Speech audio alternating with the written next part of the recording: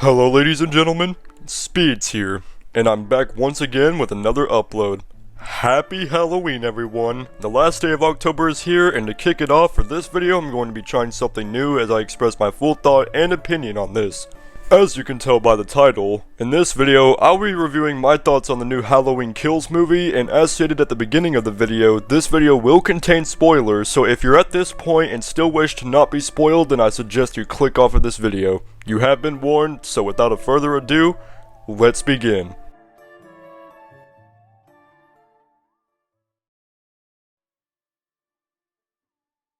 Horror movies. I've quite frankly been a fan of them for a long time now, and I'm sure most of you may like them as well. Maybe you aren't as interested into horror. If anything, the Halloween movies are most certainly one of my favorite horror film series, and if you're unclear with that name, then surely Michael Myers is the name that will stand out to you very well as the horror genre. If you somehow don't know what the phenomenal series is, to give it a rundown, in the original Halloween movie, on a cold Halloween night in 1963, 6-year-old Michael Myers brutally murdered his 17-year-old sister Judith. He was sentenced and locked away for 15 years, but on October 30th, 1978, while being transferred for a court date, a 21-year-old Michael Myers steals a car and escapes Smith's Grove. He returns to his quiet hometown of Haddonfield, Illinois, where he looks for his next victims. This later in the series leads to Michael being known as Halloween's greatest killer. And no, I'm not talking about you, Jason. Which is now the reason why Michael has continuously found ways to keep brutally killing others. Last time on Halloween, we seen Laurie Strode and her family leave the building on fire in an attempt to kill the one and only Michael Myers. And unfortunately in this film, some firefighters rescue him in this said event, causing his presence to soon be sent back into the public.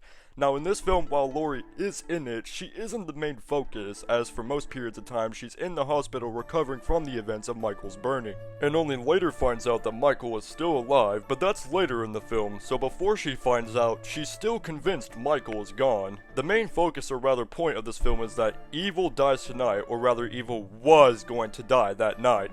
The film starts off with the firefighters unfortunately saving Michael from the fire, with Michael brutally killing them as well, and then features a kid trying to trick-or-treat in a neighborhood while getting bullied by a group of 3 other kids, only to be warned by cops that they should go back home and tell their parents to lock their doors and stay secure because 2 teenagers were murdered not that far from them. And speaking of murdering and killing, this movie is a rather gore-filled film, so that really does help benefit any horror film now, does it? Now, if you were a fan of the 2018 Halloween movie, you might quite possibly find yourself disappointed in the fact that this movie was a somewhat pure scare and murder movie, but it is fair to say that this is an incomplete film and there's certainly no resolution. And that you'll be like, well, gotta wait for the next one. But one of the things that I genuinely like about this movie is that it revisits something in which the other Halloween films only briefly touched on. Back in Halloween 4, a group of guys creates somewhat of an idea, or rather militia, to hunt down the one and only Michael Myers himself. But in this film, as I said earlier, when the focus of this movie was that evil dies tonight, this time the whole town is like, we're sick of this and we want it to end here, which leads them to all rather create a wide mob. Another thing I genuinely like about this movie is that this film rather explores the town of Haddonfield more clearly than it's done in the previous Halloween movies, so we can get more of a bigger peek at what goes on. Anywho, I forgot to mention that meanwhile across town, Cameron stumbles upon the bleeding body of Deputy Hawkins, which is also rather rushed towards the hospital and later ends up in the same room as Laurie, while regretting withholding Michael's execution and rather resolves to him himself that night, which also takes place at the beginning of the film, which rather summarizes the beginning. Now returning to a flashback in 1978, Hawkins accidentally shoots and kills his partner in pursuit of Michael before preventing Michael's psychiatrist Samuel Loomis from executing him in front of Michael Myers' childhood home.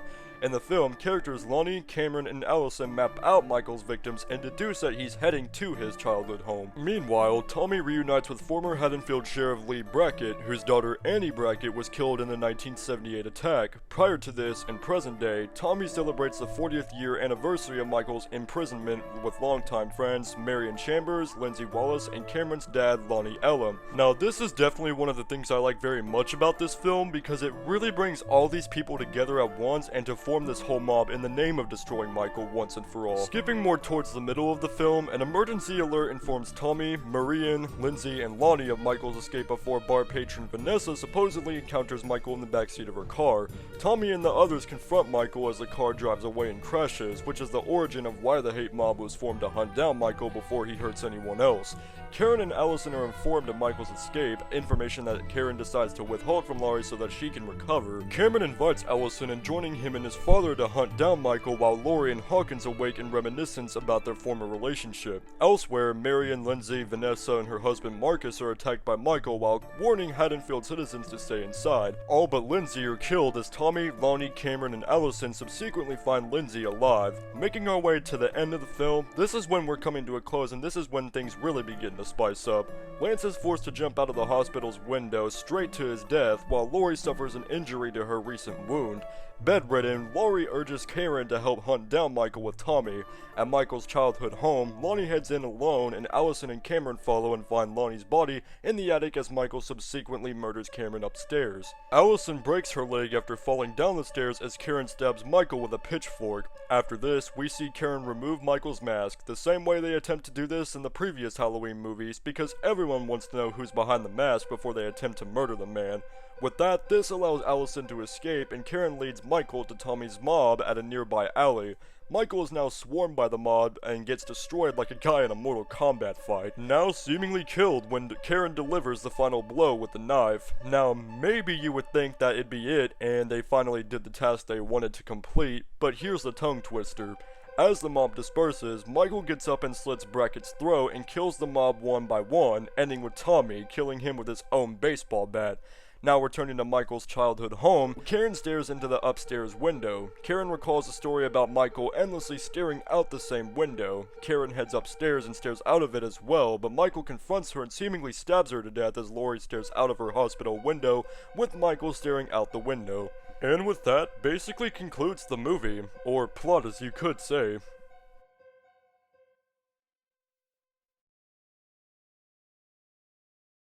So now that begs the question, is this the final movie? Well, it's safe to say this definitely isn't the end of Michael Myers just yet, but overall, I really like where they went and what they did with this movie. They did a well job at tying in with the original film, and it portrayed the story very well. Michael's presence in Halloween Kills felt everywhere in the movie, even if he wasn't on screen, which I feel like they did an absolute great job on. They still made Michael guilty pleasure, and the escapism really draws people into the world of Michael Myers again.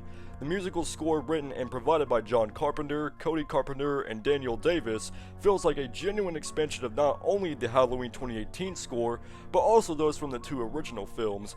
Everything on set and the way the film looked, like how dark it was, really gave it that professionally done horror feel to it. Another thing I also wanted to say about the movie is that Michael also did a few kills that were pretty screwed up to say the least. I mean, he literally killed kids in this movie. This automatically should tell you that he doesn't care who you are. If you're close to him, you're dead. This movie really captures the essence of a Halloween film and really puts together in a more proper manner how a Halloween film should be done. So with that, that's going to conclude my opinion on this, and once again, this is just my opinion on how I directly feel about this movie. You may think the same or think different, and I know there were plenty of negative reviews on this movie, but for the most part, I've seen that people seem to like this movie. So what do I rate this movie, you may ask? Well, I give it a solid wow out of 10. There you go. I'd say this for me is easily horror film of the year, but that's just my opinion. Maybe it'll change, but for now, I'm certainly sticking with that. Anyways everyone, that's going to wrap up this video, and that's all the opinion I have to give on this movie, and pretty much of all of what I have to say. So I want to know, what did you think of this movie? Do you agree or disagree? I'd love to hear it in the comments. With that said, this is Speed signing off, and I'll see you all in my next upload. Peace out, and have yourself a happy Halloween. Take care, folks.